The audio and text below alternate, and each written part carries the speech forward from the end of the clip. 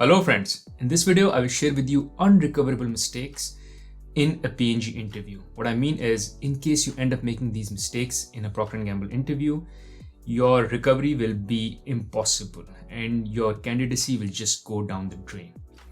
Number one is anything that you say in the interview which will compromise Procter Gamble's principle, values and purpose, which is called PVPs. Which essentially means anything that you say in the interview which is ethically questionable. There are times where you can achieve a result by bending the rules or being slightly not so ethical. It's possible people can achieve results by doing so. However, you cannot say this even if you've had an experience or similar experience in past where you were slightly not ethical while trying to achieve a particular result.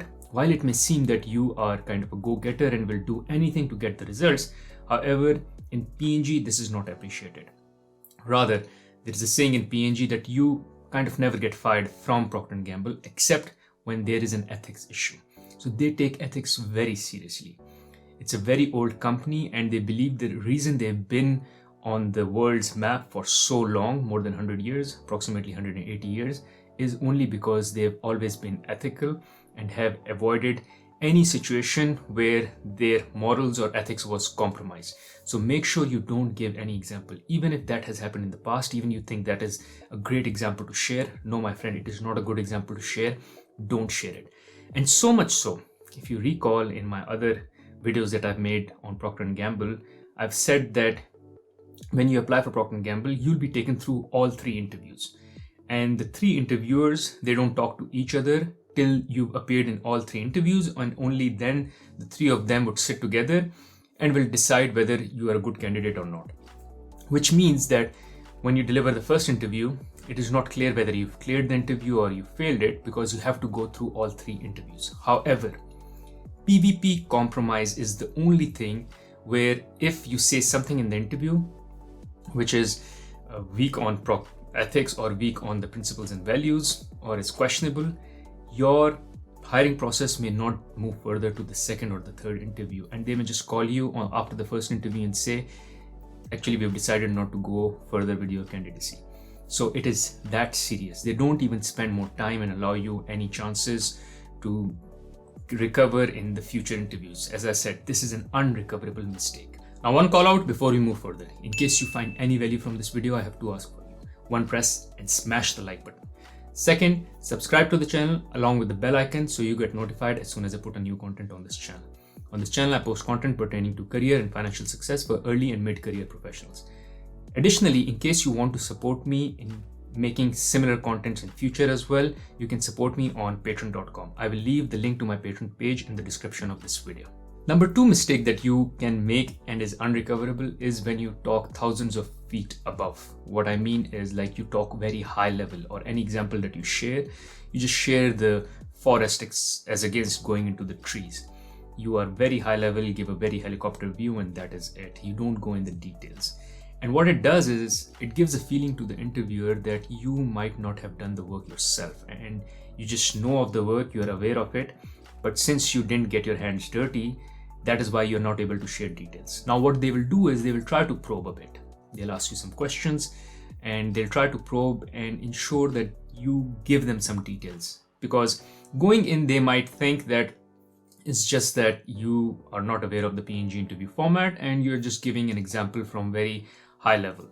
And maybe if they start asking more questions or ask more questions of you, you may be able to give more details. But even on probing, if you don't give details, then my friend, again, there is no recovery from that, because that will give a clear sign that you were not involved in the details and you're just aware of some project that happened in the company and you might be just taking credit for it.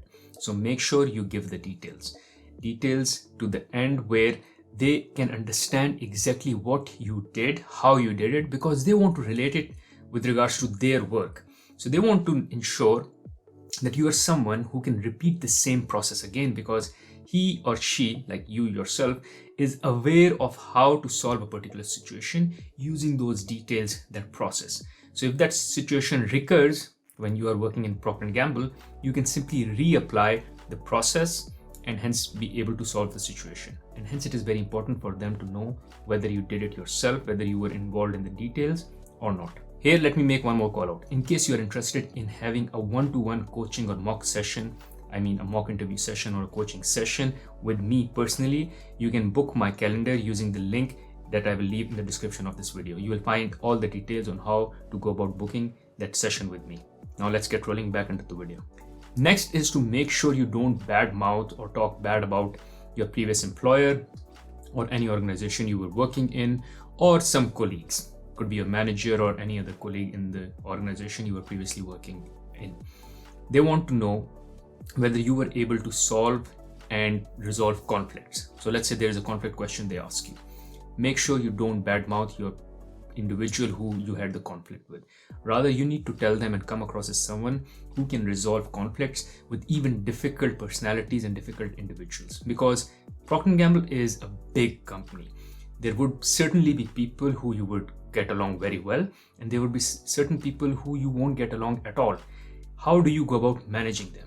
If you just hate them, you talk bad about them, they would get the feeling that you will come and you'll also spoil the culture here, because you will create those rifts and won't be able to resolve any conflicts, because they want to hire someone who can resolve conflict. But if you're someone who talks bad about the previous organization or colleagues or manager, it simply gives an impression that you were not able to find a way to work together productively, and hence you could be an individual who would be at risk of not being able to work productively when you join Procter Gamble. Next is having inconsistent narratives between the 3 interviews that you will have. Now, people often ask me, can I repeat the same example in different interviews? Yes, you can repeat the same example. Rather, what you need to do is make sure you always share your best example, even if that means you're repeating the same example in all 3 interviews. However, here's the challenge. You also need to make sure that you are consistent in the examples you're sharing across all 3 interviews. Because once you're done with all these 3 interviews, these 3 interviewers will sit together and will debrief and will talk about certain characteristics or traits that you have, or will judge you or grade you on the peak performance factors. And while they're discussing you, they might share some examples that you've shared in the interview. And if one of them talks about a particular example you shared, which they really liked, and the other person says something different about the same example, and the third person says or gives some different details about the same examples, that means you have been sharing that example in 3 different ways, and those 3 different ways were kind of inconsistent with each other. This kind of gives a feeling or an idea that maybe you were just making up, maybe you're lying, or maybe there's something wrong or red flag there. And certainly that will be a mistake, as I said, that won't be recoverable. And in any case, you're done with all 3 interviews. So by now they're passing the judgment on you. And since you are not consistent, they will just decide that they don't want to hire you. So make sure whatever example you share is not just your best example, but it is the right example. And the easiest way to be consistent is to be truthful. If you try to make up things, as I say, it's easy or it's okay to exaggerate, but exaggerate to a limit and just don't make up things from scratch. Like, it's okay to say you were the lead on a particular project, even if there was a co-lead, even if there were 2 people who were leading, you can always say I led most of it. That's fine, because it's very difficult to say who led the bigger part of the project or more important part of the project. So you can always claim that I was leading the more crucial or important part of the project. That is fine.